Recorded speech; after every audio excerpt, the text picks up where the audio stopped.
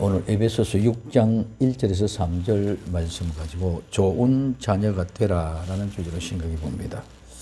오늘날 이 시대는 점점 악해져서 부모에 대한 효도의 개념이 점점 희미해져 가고 있습니다. 우리가 사는 세상에는 부모를 흡족하게 하는 자녀들도 많지 않은 것 같고, 또한 자녀들이 닮고 싶어하고 멋있는 그런 부모도 많지 않은 것 같습니다. 여기에는 많은 이유가 있겠지만 언제부턴가는 의무와 권리 중에 우리는 의무보다도 권리를 주장하는 일방통행하는 모습을 볼 수 있습니다. 이것이 원인인가 아닌가 생각해 봅니다. 이분법으로 옳고 그름만 판단해서 나누어졌습니다. 가족은 이분법으로 나눈 것이 아니라 사랑으로 모두 보듬고 함께하는 것이 가정의 사랑의 산실입니다. 70 고려장이라는 말이 있습니다. 어버이 주를 생각하면서 제가 고려장이 되어야 될 사람이라는 생각이 문득 들면서 나에게 효도하는 말인가 생각하면서 고려장에 대해서 알아보았습니다. 고려장은 사람이 늙어서 일정한 나이가 되면 산채로 산이나 들에다 내어버리는 장례를 말하는데, 이러한 장례가 없어진 유래에 대해 두 가지 설화가 있습니다. 첫째 하나는 옛날에 사람이 70이 넘으면 산채로 갖다 버리는 고려장이 있었습니다. 어떤 사람이 자신이 늙은 아버지를 산채로 지게에 지고 가서 산에 내버렸는데, 따라갔던 아들이 그 지게를 도로 가지고 오려고 합니다. 그러니 아버지가 말렸습니다. 같이 오지 못하게. 그러니 아들이 하는 말이, 자기도 후일에 아버지가 늙으면 이 지게에다 져다 버려야 되니까 이 지게가 필요하니 꼭 지게를 가져가야 된다고 합니다. 이 아버지가 자신의 불효를 깨닫고 다시 늙은 아버지를 모시고 집에 돌아왔다고 합니다. 그래서 그 이후로 고려장이 없다고 하는 것을 하나. 또 하나, 고려시대의 국법으로 사람이 늙으면 산채로 내버리는 고려장이 있었습니다. 어떤 대신이 어머니가 늙어서 고려장을 해야 되는데 차마 어머니를 버릴 수 없어서 고려장 한다는 소문을 내놓고 몰래 벽장 속에 숨겨놓고 모셨습니다. 그런데 중국에서 고려에 인재가 있는가 없는가를 알아보기 위하여 알기 어려운 문제 3가지를 내주면서 해답을 요구하는 것입니다. 그 첫째가 말을 통해서 어미 말과 새끼 말을 찾아내라. 두 번째, 나무 토막을 주면서 어디가 위고 어디 아래인지를 골라내라. 세 번째, 코끼리를 주고 코끼리 무게를 달아내라는 이 3가지 문제를 내었습니다.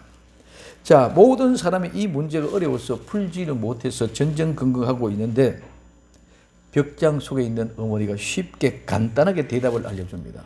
뭐라고 말하느냐? 말은 먹이를 주면 새끼가 먼저 먹이를 먹는단다. 그래서 먼저 먹는 것이 새끼 말이란다. 두 번째, 나무 도막을 물에 떼우면은 위의 것이 위로 뜬단다. 그래서 위아래를 구분할 수 있단다. 그래서 세 번째, 코끼리를 배에다가 코끼리를 싣고 그 배에 깔아맞는 만큼 그물 꺼두고 코끼리를 내리고 그만큼 돌을 그 위에 배에 실어라. 그러면은 그 돌의 무게를 달면은 코끼리 무게를 알 수 있단다. 너무 쉽게 어머니가 가르쳐 준 거예요. 자, 그래서 이렇게 국난을 물리치고 난 후에 임금이 그 대신을 불러서 큰 상을 주면서 소원을 말하라고 합니다. 그때 대신이 일실직고를 하면서 자신의 불충을 사죄하고 고려장의 폐지를 소원합니다. 그때 그래서 그 고려장이 폐지되고 그 이후에 고려에 고려장이 없어졌다고 합니다. 그러나 사실 실제는 고려장이 고려시대뿐만 아니라 고구려 시대가 아니라 어느 나라 어느 시대도 실제로는 역사적으로 고려장을 관장한 그 장례법이 없다는 사실입니다. 이 모두가 설하고 이야기로 전해질 뿐입니다.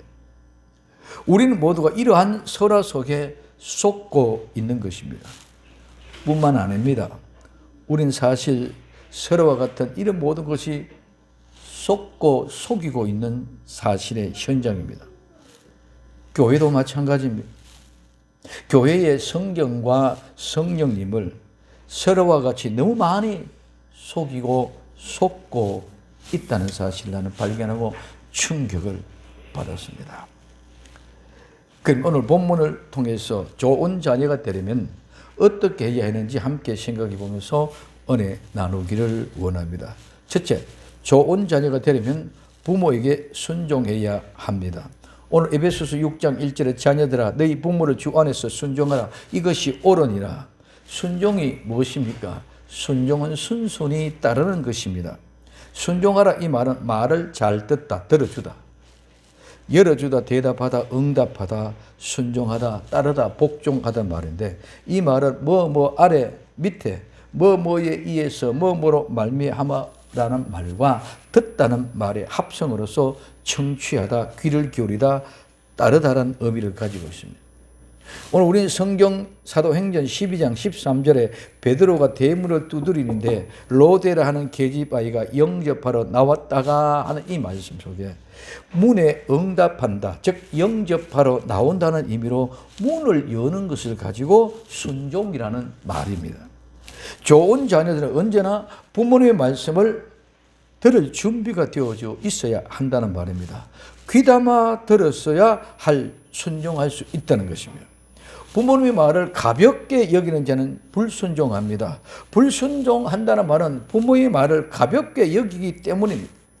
하나님을 섬기는 것도 마찬가지입니다. 하나님의 말씀을 가볍게 여기는 면 절대로 순종할 수 없습니다. 그렇기 때문에 하나님을 가볍게 여기면 불순종할 수밖에 없는 것처럼 부모의 말씀도 가볍게 여기면 불순종한다는 것입니다. 그래서 주 안에서 순종하라 이 말을 할 때 우리는 많은 사람들이 흑백의 논리를 가지고 이분법을 가지고 서로 대화를 하면서 싸웁니다. 이분법은 옳고 그름을 절대로 판단하여 말을 만들어내고 많은 싸움이 일어납니다.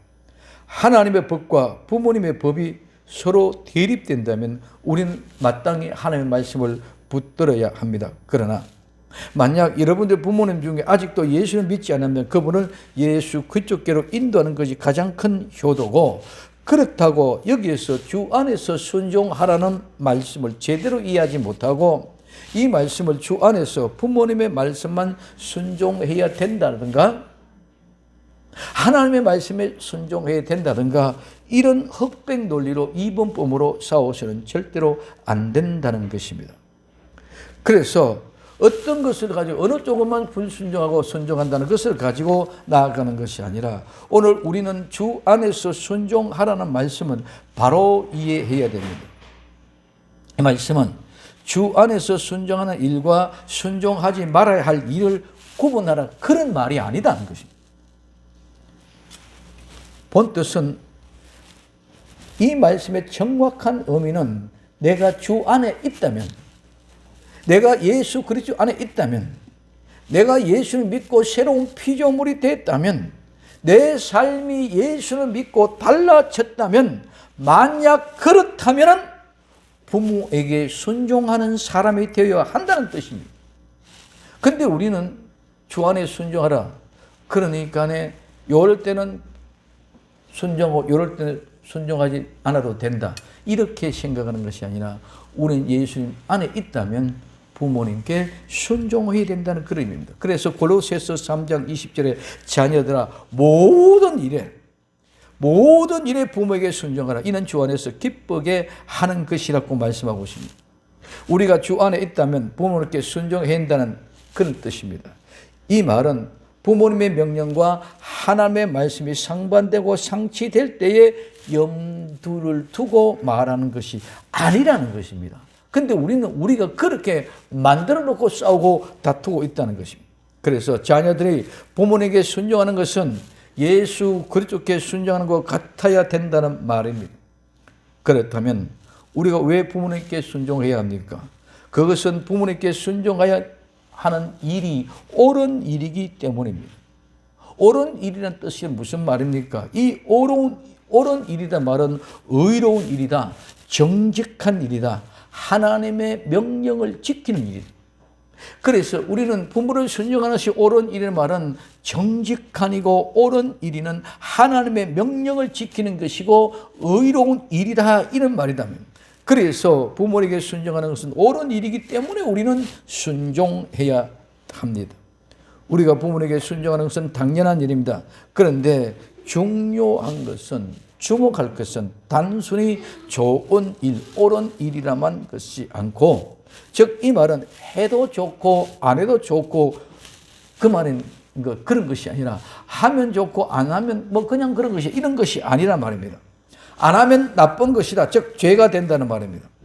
하면 좋고 안 해도 좋고 그런 것이 아니라 부모님에게 순종하는 일은 예수님 믿는 사람으로서 마땅히 당연히 해야 되는 일이다.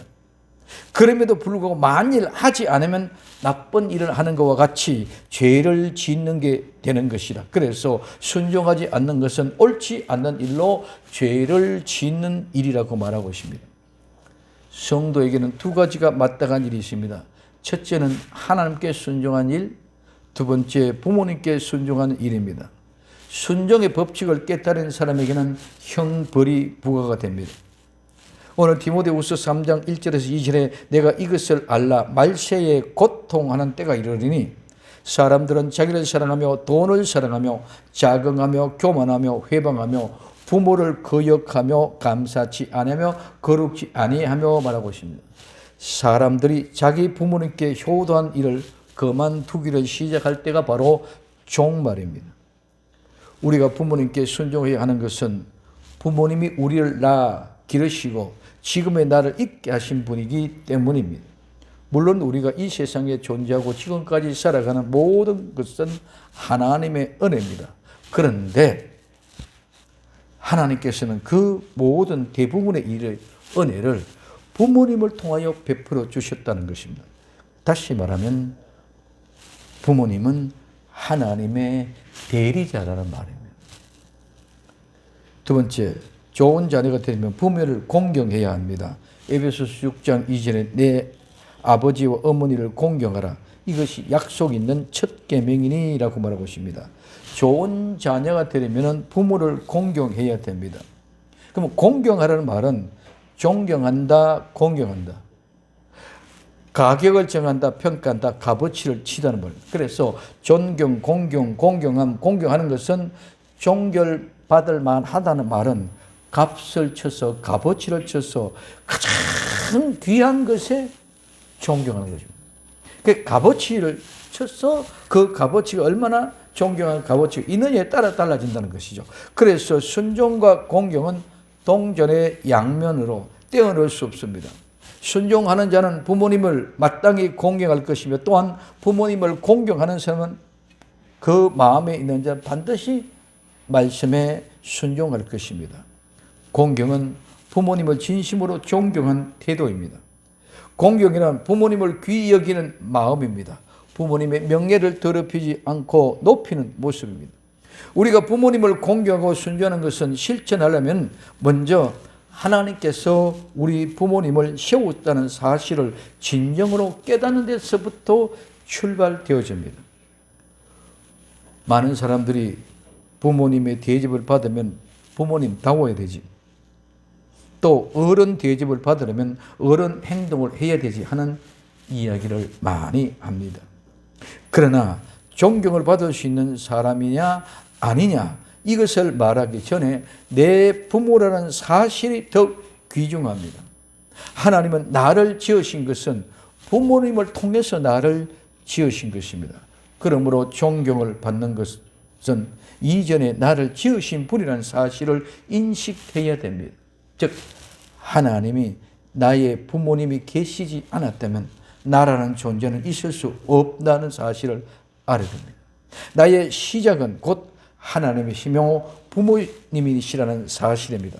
이 사실을 망각하면 절대로 부모님께 순종하는 것과 공경하는 것은 모두 잘못된 사람의 기준으로 이분법을 가지고 부모님은 부모님다운 삶을 살았느냐, 대접을 받을 만한 일을 했느냐 이렇게 적용합니다. 하나님은 이런 이분법을 적용할 수 없는 것은 나라는 존재가 없는 것에 있어서는 어떤 이분법이고 옳고 그름을 판단할 수 없다는 것입니다.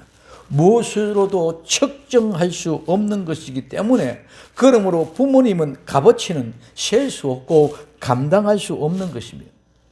부모님을 공경하는 것은 어떤 값어치나 가치로 평가할 수 없는 절대 우위의 가치가 있기 때문에 부모님을 공경하고 존경하고 순종한다는 것입니다. 내 부모나 내 시부모가 안 맞을 수도 있습니다. 그러나 그때도 공경하라고 성경은 말씀하십니다. 왜일까요? 부모님은 나를 낳으신 분, 부모님으로부터 나란 존재가 만들어졌기 때문입니다. 내가 나를 만든 분을 좋다, 나쁘다, 싫다 절대로 할 수 없는 것입니다. 그래서 이사야 29장 16절에 너희 패리함이 심하도다. 토기장을 어찌 지능같이 여기겠느냐.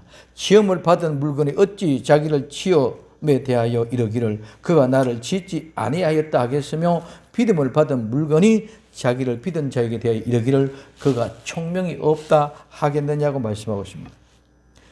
부모님을 통하여 훈련이나 통제가 당장에는 거추장스럽고 힘들지 모르지만 그것을 통해서 나를 따름어가는, 나를 완성시켜 나가는 하나님의 뜻을 발견하고 기쁨으로 순종하고 공격하는 내 삶에, 내 인격에, 내 생활에 좋은 열매를 많이 남기는 복된 성도가 될 수 있기를 예수님 이름으로 부탁을 드립니다. 세 번째, 그러면 우리가 왜 부모님께 순종하고 공경해야 됩니까? 오늘 에베소서 6장 2절에서 3절에 내 아버지와 어머니를 공경하라. 이것이 약속 있는 첫 계명이니 이는 내가 잘되고 땅에서 장수하리라. 그러면 우리가 부모님께 공경한 이유가 첫째, 부모님께 공경하는 일은 약속 있는 첫 계명이기 때문입니다. 우리가 부모님을 공경하는 일은 약속 있는 첫 계명인데 이 말은 바로 이해해야 됩니다. 우리가 부모를 공경하는 것은 복을 받기 위해서 공경하는 것이 아니라 다른 유교나 이런 것은 내가 복을 받기 위해서 그럽니다. 그러나 오늘 우리가 하나님의 말씀의 명령에 순종하여 부모를 공경할 때 그 결과로 우리에게 복이 주어진다는 것입니다. 우리가 부모님께 순종하는 것은 하나님의 명령입니다. 하나님께서 인간에게 주신 계명, 가장 중요하고 핵심적인 계명이 10계명입니다. 그 중에 5계명이 부모를 공경하라는 계명을 주셨습니다. 10계명 중에 1계명부터 4계명까지는 하나님에 대한 계명이고 5계명에서 10계명까지는 사람들에게 해당하는 것이며 부모를 공경하는 계명은 인간관계 중에서 제일 첫째 되는 계명입니다. 왜 부모의 공경을 첫째로 주셨을까요? 부모님을 제대로 공경할 줄 모르는 자는 모든 것을 다 잘해도 위선이나 거짓, 가식일 수밖에 없다는 것을 우리에게 말해주고 있습니다. 부모를 공경하라는 하나님의 명령은 상황에 따라 해도 되고 안 해도 되는 그런 것이 아니라 반드시 어떤 경우에도 해야 되는 명령입니다.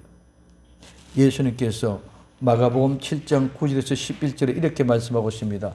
또 가라사대 너희가 너희 유전을 지키려고 하나님의 계명을 잘 저버리는도다. 모세는 내 부모를 공경하라 하고 또 아비나 어미를 회박하는 자는 반드시 죽으리라 하셨거늘 너희는 가로되 사람이 아비에게나 어미에게나 말하기를 내가 드리워 유익할 것이 고르반 곧 하나님께 드림이 되었다 하기만 하면 그만이라 하고 말하고 있습니다. 우리는 지극히 당연한 것을 지극히 당연하게 여기고 있지 않기 때문입니다. 부모님께 해야 될 도리를 고르반 하나님께 드림이 되었다고 하면 그만이라 합니다. 부모님께 순종하지 않는 것은 어제 오늘의 문제가 아니라 오래전부터 원래 아담과 이브의 범죄 이후로부터입니다. 이스라엘 백성들은 부모님께 드려야 할 것에 대해서 고르반 하나님께 드림이 되었다라고 하면서 부모님께도 하지 아니하고 하나님께도 드리지 않았습니다. 이것이 곧 우리의 모습입니다. 성경은 곳곳에서 부모의 공경의 중요성을 강조하고 있습니다.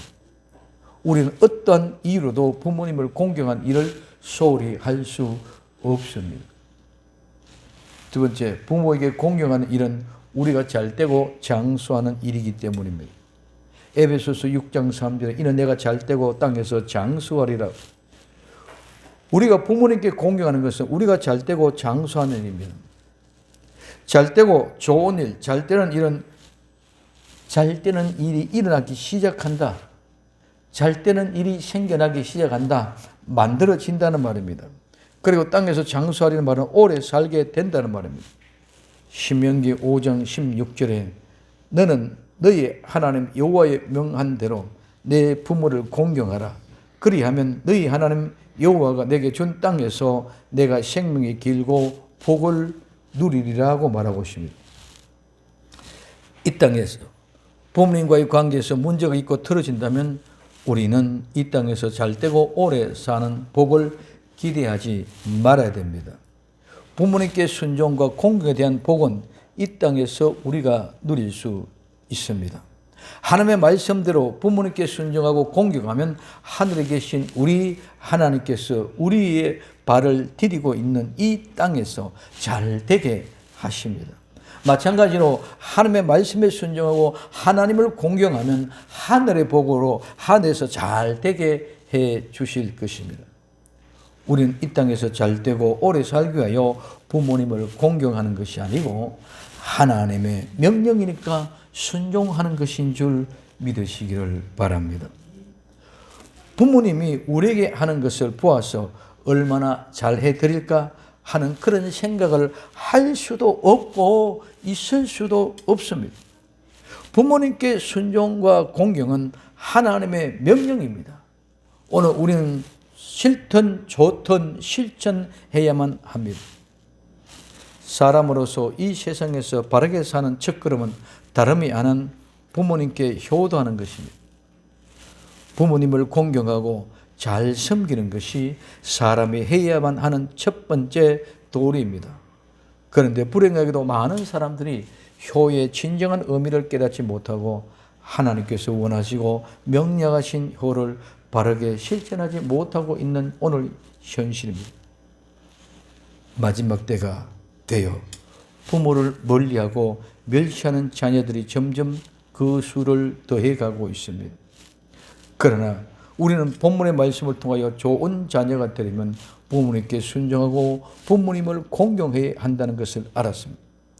지금은 비록 이렇게 악한 세대에 살고 있지만 우리는 부모님께 순종하고 공경하는 일이 우리가 마땅히 해야 할 옳은 행실이고 약속된 첫 계명이고 우리가 땅에서 잘되고 장수하는 길을 깨닫고 하나님의 말씀대로 그대로 순종할 수 있는 복된 성도 되기를 예수님의 이름으로 부탁을 드립니다. 내 마음의 한 칸을 잠깐 빌려봅니다. 우리 어머니 마음,